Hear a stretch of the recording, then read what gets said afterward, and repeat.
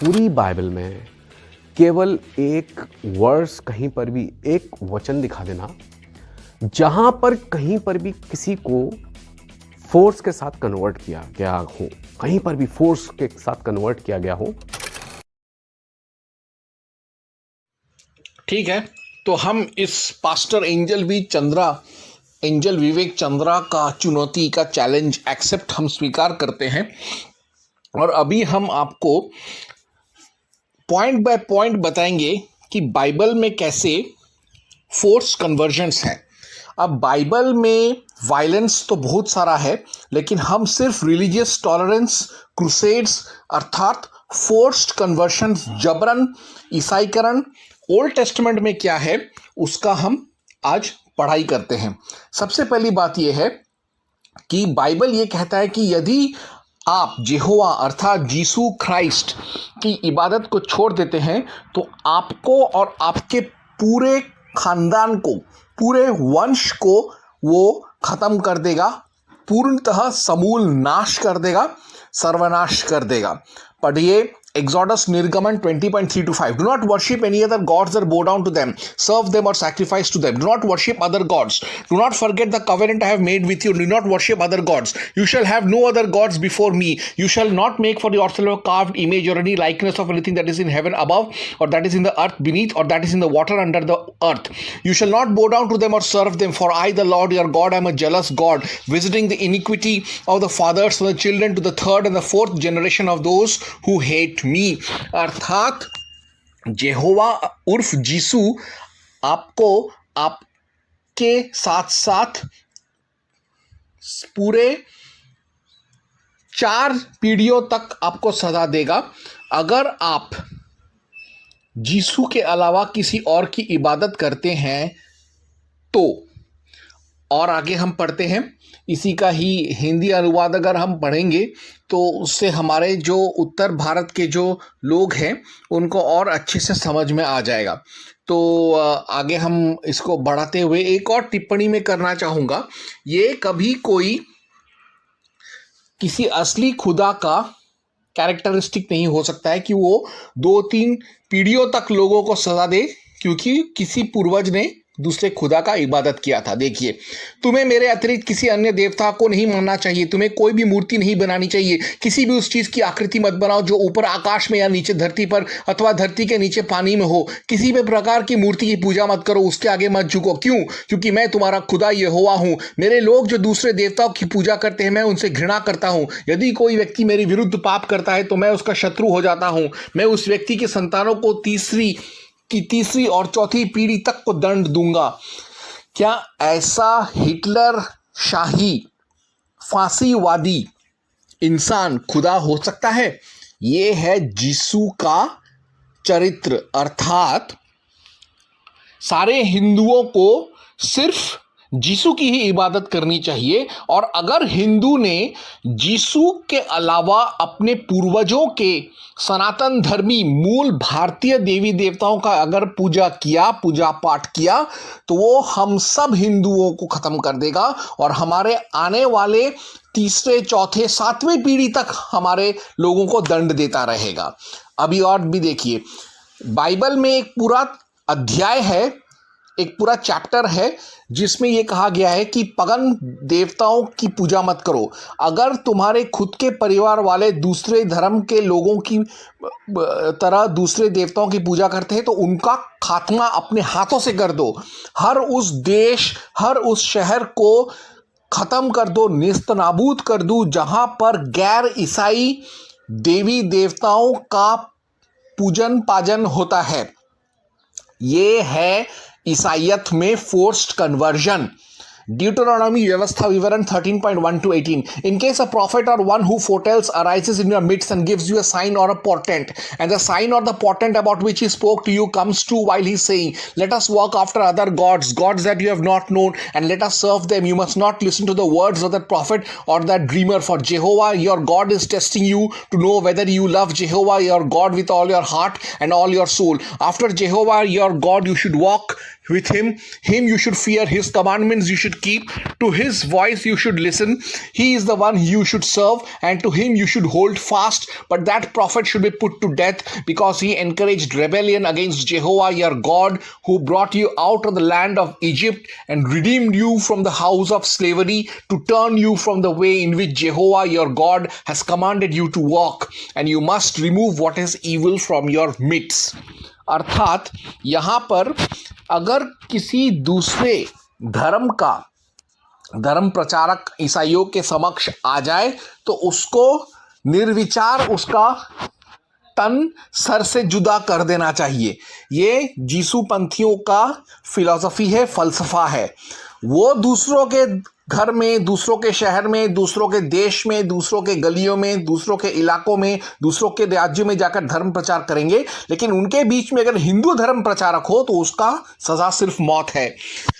If your brother, the son of your respected mother, or your son of your daughter, or your cherished wife, or your closest companion should try to entice you in secrecy, saying, "Let us go and serve other gods, gods that neither you nor your forefathers have known, from the gods of the peoples all around you, whether near you or those afar away from you, from one end of the land to the other end of the land, you must not give in to him or listen to him, nor should you show pity or feel compassion or protect him. Instead, you should kill him without fail. Your hand should be the first to come upon him to put him to death, and the hand of all the people afterwards. And you must stone him to death, because he has sought you to turn you away from Jehovah your God, who has brought you out of the land of Egypt, out of the house of slavery. Then all Israel will hear and become afraid, and they will never again do anything bad like this among you." अर्थात जीसूपंथियों का एक और फलसफा ये है कि वो इतने धर्मांधता सिखाते हैं कि अगर आपके खुद के परिवार वाले, आपकी माता, बहन, भाई, चाचा, बेटा, बेटी, अगर आपको दूसरे किसी हिंदू देवी देवताओं या हिंदू धर्म की तरफ ले जाने की कोशिश करे, या आपका घर वापसी करे, या शुद्धिकरण करे, या आपका धर्म से एक धर्म से दूसरे धर्म अर्थात धर्मांतरण करने का कोशिश करे, तो अपने परिवार वालों को भी पत्थरों से मार मार कर खत्म करने का प्रावधान है। आगे और पढ़ते हैं। In case you hear it is said in one of your cities that Jehovah your God is giving you to occupy, good for nothing men have gone out among you to turn away the inhabitants of their city, saying, "Let us go and serve other gods, gods that you have not known. You should look into the matter, making a thorough investigation and inquiry. And if it is confirmed to be true that this detestable and despicable thing has been done among you, you should without fail strike down the inhabitants of that city with the sword, devote it and everything that is in it, including its livestock, to destruction by the sword. You should then collect all its spoils into the middle of its public square and burn the city with fire, and its spoil will serve as a whole offering to Jehovah your God. It will become a permanent heap of ruins. It should never be rebuilt. Your hand should take nothing that was set apart for destruction, so that Jehovah may turn away from his burning anger and show you mercy and compassion and multiply you, just as he has sworn to your forefathers. For you should obey Jehovah your God by keeping all his commandments that I am commanding you today, thus doing what is right in the eyes of Jehovah your God." जेहोवा एक नरसंहारी पुरुष है, और वो धर्मांध में होकर जबरदस्ती धर्म प्रचार के लिए वो ये भी कहता है कि अगर किसी देश में, किसी दूर देश में, निकट के देश में, पड़ोसी देश में, या ऐसे किसी राज्य में जहां पर ईसाइयों ने हाल ही में कब्जा किया है, वहां पे अगर किसी प्रांत में हिंदू धर्म का अगर प्रचार प्रसार, या किसी पगन धर्म, हम यहाँ पे पगन धर्म अर्थात हिंदू धर्म ही पकड़ेंगे इस प्रस्तुति में, तो वहाँ पर उस हिंदू धर्म को नाश कर दो और उस शहर के सारे मनुष्यों और जानवरों का कत्लेआम कर दो। कोई नबी या फल ज्ञाता तुम्हारे पास आ सकता है, वह यह कह सकता है कि वह कोई दैवी चिन्ह या आश्चर्य कर्म दिखाएगा। वह दैवी चिन्ह या आश्चर्य कर्म जिसके बारे में उसने तुम्हें बताया है वह सही हो सकता है। तब वह तुमसे कह सकता है कि तुम उन देवताओं का अनुसरण करो जिन्हें तुम्हें नहीं जानते तुम, वह तुमसे कह सकता है आओ हम उन देवताओं की सेवा करें। उस व्यक्ति की बातों पर ध्यान मत दो। क्यों? क्योंकि यहोवा तुम्हारा खुदा तुम्हारी परीक्षा ले रहा है। वह यह जानना चाहता है कि तुम पूरे हृदय और आत्मा से उससे प्रेम करते हो अथवा नहीं। तुम्हें यहोवा अपने खुदा का अनुसरण करना चाहिए, तुम्हें उसका सम्मान करना चाहिए। यहोवा के आदेशों का पालन करो और वह करो जो वह कहता है। यहोवा की सेवा करो और उसे कभी ना छोड़ो। वह नबी या फल ज्ञाता मार दिया जाना चाहिए। क्यों? क्योंकि वह ही है जो तुमसे यहोवा तुम्हारे खुदा की आज्ञा मानने से रोक रहा है। यहोवा एक ही है जो तुमको मिस्र से बाहर लाया। उसने तुमको वहां की दास्ता के जीवन से स्वतंत्र किया। वह व्यक्ति यह कोशिश कर रहा है कि तुम यहोवा अपने खुदा के आदेश के अनुसार जीवन मत बिताओ। इसलिए अपने लोगों से बुराई को दूर करने के लिए उस व्यक्ति को अवश्य मार डालना चाहिए। मैं हिंदी में इसका अनुवाद आप लोगों को इसलिए सुना रहा हूं, दिखा रहा हूं, ताकि आप लोग अंग्रेजी और हिंदी बाइबल में दोनों में आप ये देख सकते हैं कि कैसे जबरदस्ती धर्मांतरण मतांतरण करने का प्रावधान इस अध्याय में यीशु उर्फ यहोवा ने स्वयं दिया हुआ है। तो कोई भी शक व शुबा नहीं रहेगा आपके मन में। अगर आपसे कोई सवाल पूछे कि तू दिखा कहाँ पर जबरन मतांतरण का प्रावधान है बाइबल में, तो आप ये सब उस ईसाई को, उस यीशु पंथी को बता सकते हैं सप्रमाण। आगे पढ़ते हैं। कोई तुम्हारे निकट का व्यक्ति गुप्त रूप से तुमसे दूसरे देवताओं की पूजा के लिए तुम्हें सहमत कर सकता है। वह तुम्हारा अपना भाई, पुत्र, पुत्री, तुम्हारी प्रिय पत्नी या तुम्हारा प्रिय दोस्त हो सकता है। वह व्यक्ति कह सकता है आओ चले दूसरे देवताओं की सेवा करें। ये वैसे देवता हैं जिन्हें तुमने और तुम्हारे पूर्वजों ने कभी नहीं जाना। वे उन लोगों के देवता हैं जो तुम्हारे चारों ओर अन्य देशों में रहते हैं, कुछ समीप और कुछ बहुत दूर। तुम्हें उस व्यक्ति के साथ सहमत नहीं होना चाहिए। उसकी बात मत सुनो, उस पर दया ना दिखाओ, उसे छोड़ना नहीं, उसकी रक्षा मत करो। तुम्हें उसे मार डालना चाहिए, तुम्हें उसे पत्थरों से मार डालना चाहिए। पत्थर उठाने वालों में तुम्हें पहला होना चाहिए और उसे मारना चाहिए। तब सभी लोगों को उसे मार देने के लिए उस पर पत्थर फेंकना चाहिए। क्यों?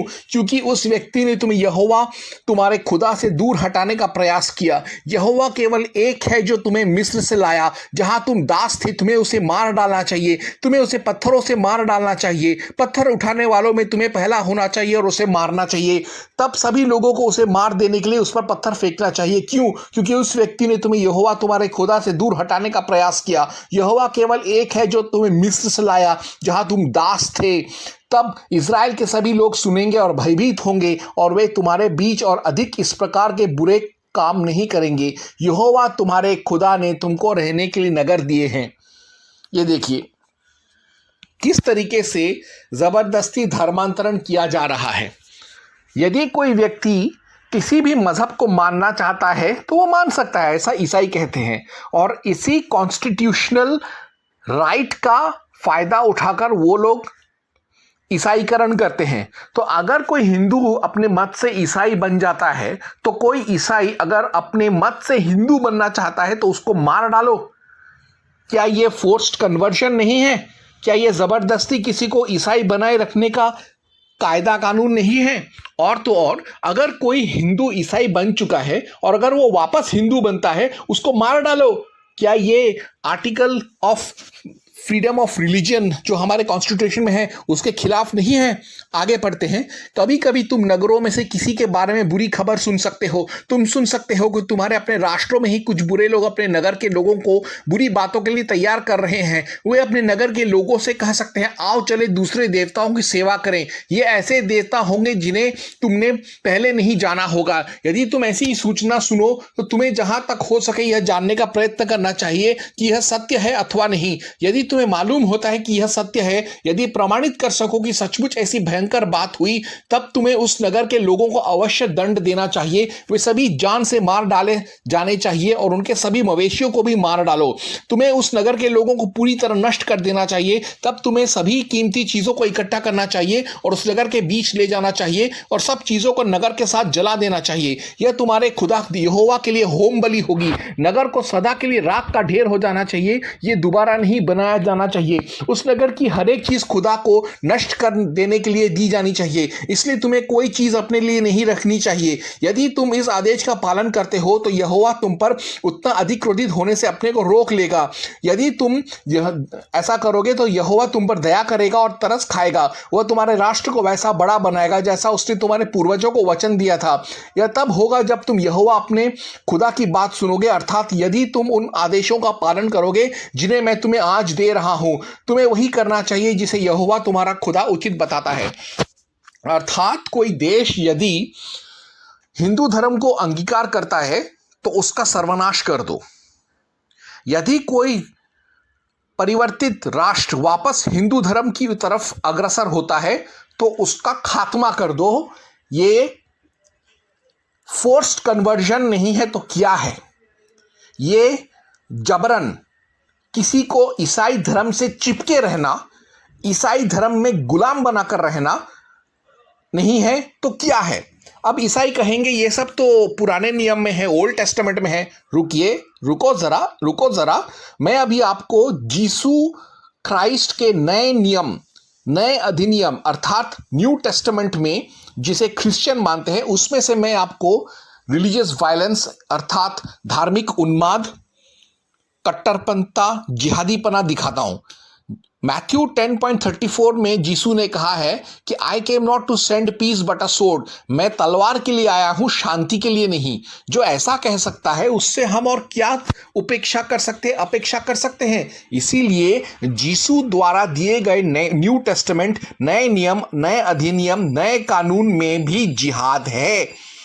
जिहाद यीशु के जुबान से है। देखिए आप, न्यू टेस्टामेंट ये कहता है कि आप चाहे ना चाहें, आपको और पूरी कायनात को जबरदस्ती जीसस क्राइस्ट की इबादत करना ही पड़ेगा।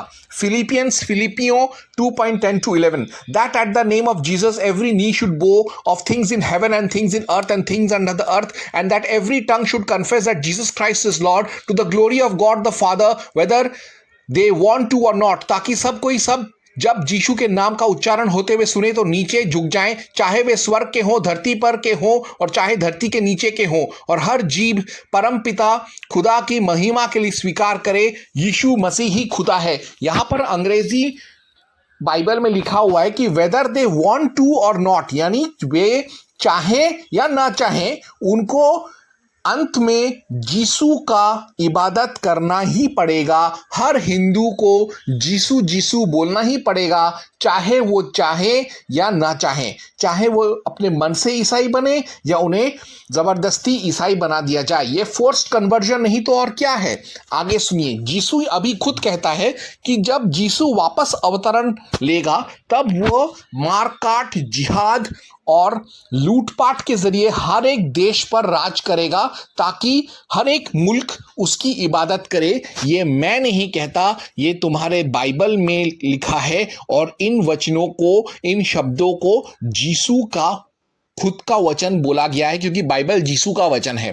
पढ़िए रिविलेशन, प्रकाशित वाक्य 1:16। In his right hand he held 7 stars, and coming out of his mouth was a sharp double-edged sword. His face was like the sun shining in all its brilliance, and out of his mouth went a sharp two-edged sword, and out of his mouth goeth a sharp sword, and that with it he should smite the nations, and he shall rule them with a rod of iron।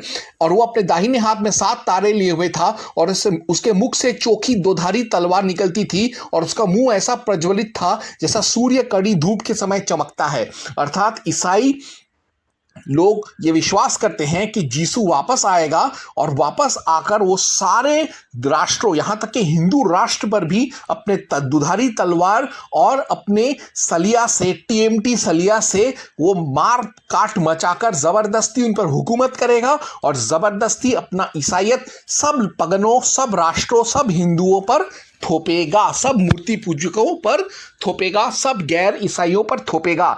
ये अगर ईसाइयों के खुदा यीशु का प्रत्यक्ष और उसका ज्याती forced conversion rule नहीं है तो और क्या है?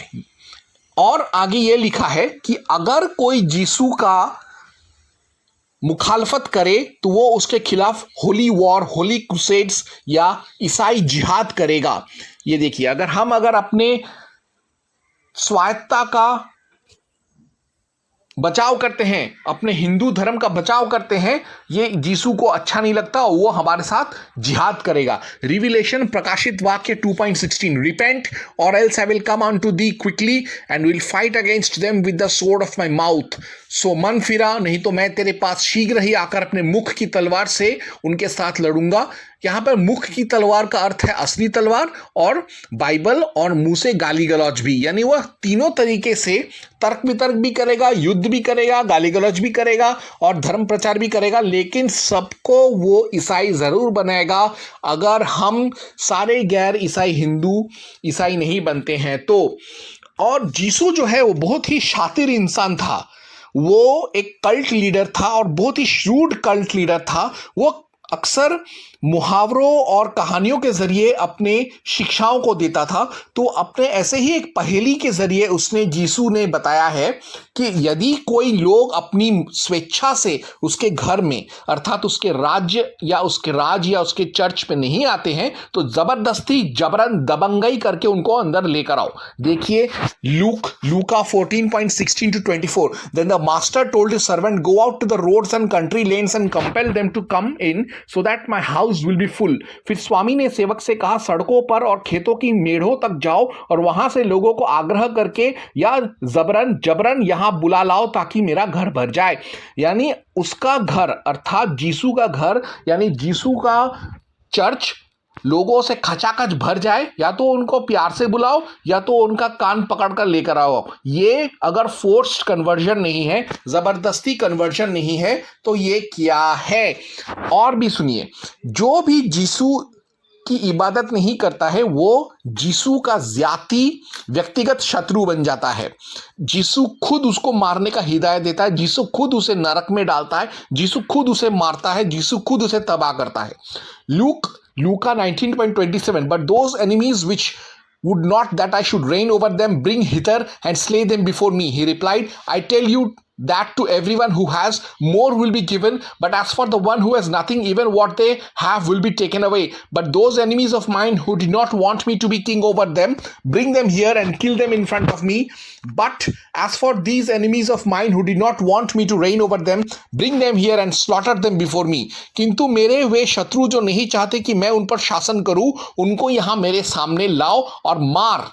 यानी यहां पर यीशु खुद एक जिहादी की तरह अपने लोगों को बोल रहा है कि मेरे शत्रु और जो लोग मेरी सल्तनत, ईसाई सल्तनत को नहीं मानते, मेरी इबादत नहीं करते, उनको मेरे सामने लाकर हलाल करो। ये यीशु कोई और नहीं, एक मुजाहिदीन था, तालिबानी खुदा था। और उसका ये वचन अगर फोर्स्ड कन्वर्जन की ओर इंगित नहीं कर रहा है तो और क्या है? ये तो साफ साफ बोल रहा है कि या तो तुम ईसाई बनो या मरो। Either you are with me or you are against me, my way or the highway। हाल ही में एक आदमी था कर्नाटका में, उसका नाम था मरप्पा। उसने एक ईसाई औरत से शादी करने का गलती किया था। बाद में उसकी जब बीवी गर्भवती हो गई तो वो प्रसव के लिए अपने घर गई, तो उसके ईसाई ससुराल वालों ने उसको कहा कि तुम ईसाई बन जाओ, नहीं तो तुमको तुम्हारे बच्चे और बीवी से तलाक लेना पड़ेगा। तो इसी तरीके का फोर्स्ड कन्वर्जन और फोर्स्ड खतना बाइबल में भी है। जैसे उस आदमी को बोला गया कि तुम ईसाई बन जाओ, वैसे बाइबल में भी एक प्रकरण है जहां पर ईसाई कहते हैं कि तुम खतना करके ईसाई बन जाओ। देखिए उसका पृष्ठभूमि कुछ ऐसा है कि शेचेम नाम का एक आदमी था जो आधा शेचेमाइट और हिवाइट था, जिसने एक यहूदी लड़की दीना का बलात्कार किया था। तो दीना के जो यहूदी भाई बहन है वो लोग शेचेम और दीना की शादी का निमंत्रण स्वीकार करते हैं जो शेचेम देता है, लेकिन वो कहते हैं कि शेचेमाइट्स और हिवाइट्स को खतना करके यहूदी बनना पड़ेगा, और फिर वो लोग वैसा ही करते, फिर शादी होता है। कहानी ऐसा हुआ तो उसका वचन ऐसा है, जेनेसिस उत्पत्ति 34.14 to 15, 17, 22, 24. They said to the Hivites and Shechemites, we can't do such a thing. We can't give our sister to the man who raped her, especially if he is a man who is not circumcised. That would be a disgrace to us Jews. We will enter into an agreement with you on one condition only, that you become like us by circumcising all your males. But if you will not agree to be circumcised, we will take our sister and go. But the respected men will agree to live with us as one people only on the condition that our males be circumcised as they themselves are. All the Shechemite men who went out of the city went and got themselves circumcised. Genesis उत्पत्ति 34, इसका मैं हिंदी पढ़ता हूं। इसलिए भाइयों ने उससे कहा, हम लोग तुम्हें अपनी बहन के साथ विवाह नहीं करने देंगे, क्योंकि तुम्हारा खत्ता अभी नहीं हुआ है। हमारी बहन का तुमसे विवाह करना अनुचित होगा, किंतु हम लोग तुम्हें उसके साथ विवाह करने देंगे यदि तुम यही एक काम करो कि तुम्हारे नगर के हर पुरुष का खत्ता हम लोगों की तरह हो जाए। यदि तुम खत्ता करना अस्वीकार करते हो तो हम लोग दीना को ले जाएंगे, किंतु एक बात है जिसे करने के लिए हम सभी को संधि करनी होगी। सभास्थल पर जिन लोगों ने यह बात सुनी वे हमोर और शकेम के साथ सहमत हो गए और उस समय हर एक पुरुष का खतना कर दिया गया, यानी बलात्कार किया शकेम ने दीना का, और फिर बाद में उससे शादी करने के लिए दीना के घर वालों ने उसको और उसके पूरे वंश को और खानदान को और पूरे संप्रदाय को खतना करने के लिए बोला। तो यानी कंक्लूजन यही है कि जबरन ईसाईकरण, बलात्कार, मारपीट, धमकाना, आक्रमण, तोड़फोड़, देशबंद निकाला, लूटपाट, जिहाद, कत्लेआम, नरसंहार, इन सब के जरिए ईसाईकरण करना बाइबल में प्रत्यक्ष एवं अप्रत्यक्ष रूप से है, न्यू टेस्टामेंट और ओल्ड टेस्टामेंट दोनों में। तो आप मुझे खुद बताइए, जैसे अब ये अजान सुन रहे हैं, ये अजान देने वाले जो इस्लामी जिहाद के जो लोग हैं उनमें और बाइबल के जिहाद में या क्रूसेड में क्या फ़र्क है? कोई फ़र्क नहीं है। इसीलिए बाइबल में तकरीबन 839 ऐसे वचन हैं जिसमें धर्मांधता है, धार्मिक उन्माद और धार्मिक हिंसा है। ईसाईयत और इस्लाम दोनों ही हिंदुस्तान, हिंदुत्व और हिंदू धर्म का नाश करने के लिए एक साथ हो चुके हैं, हमेशा एक साथ थे और दोनों एक ही हैं। तो अब हम हिंदुओं का क्या कर्तव्य है कि हम हमेशा गीता का श्लोक याद रखें, परित्राणाय साधूनां विनाशाचाय दुष्कृतां धर्म संस्थापनार्थाय संभवामि युगे युगे, और हमेशा अपने ही धर्म पर रहिए, हिंदू धर्म पर ही अडिग रहिए और हिंदू धर्म के लिए लड़ते रहिए, क्योंकि जो धर्म की रक्षा करता है धर्म उसकी रक्षा करता है। जय हनुमान, जय हनुमान, जय हनुमान, जय हनुमान, जय हनुमान, जय हनुमान, जय हनुमान, जय हनुमान, जय हनुमान, जय हनुमान, जय हनुमान, जय हनुमान, जय हनुमान, जय हनुमान, जय हनुमान।